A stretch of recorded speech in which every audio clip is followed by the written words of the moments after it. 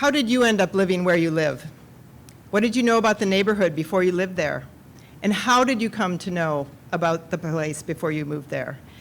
These three questions are at the core of my book, The Cycle of Segregation. My co-author and I offer a new way to answer the question, why, when you aggregate the hundreds of thousands of people who move or don't move every year in the Chicago area, do we have a map that looks like this? Why is Chicago and so many other U.S. cities so deeply residentially segregated by race?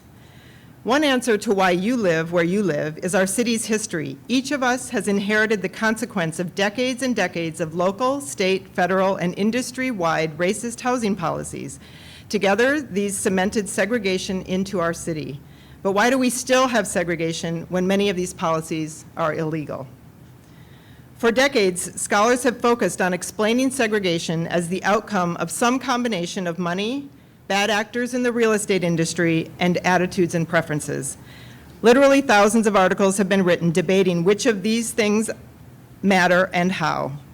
But in our book, we suggest that there are an additional three causes of segregation, and they have to do with what you know or think you know about the places you could live.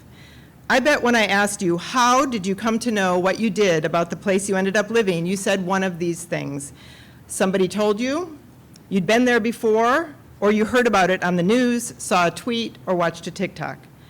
And because we live in a foundation of segregation, we have segregated social networks, our lived experiences are racially distinct, and our media sends racialized messages. These things shape our housing searches, so they funnel us to make segregative moves without even thinking about it, though some people do. Segregation begets segregation. In 2018, it was journalists who inadvertently shifted my focus from describing and explaining the cycle of segregation to trying to find ways to interrupt it and disrupt it. This happened because journalists called me to give them the wonky academic perspective about a new art exhibit by social justice artist Tanika Johnson called Folded Map. Google it, I don't have time to explain it. But basically, it captured all of our book's arguments in a lot fewer than 300 and some pages, and it was way more accessible. One thing led to another, and today my work has become deeply indebted to and intertwined with Folded Map and Tanika Johnson.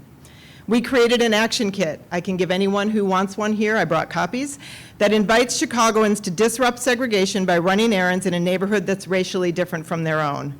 We're writing a book about the stories of everyday people who heard the message, don't go to the south and west sides of Chicago, but decided to ignore those messages and instead disrupted segregation.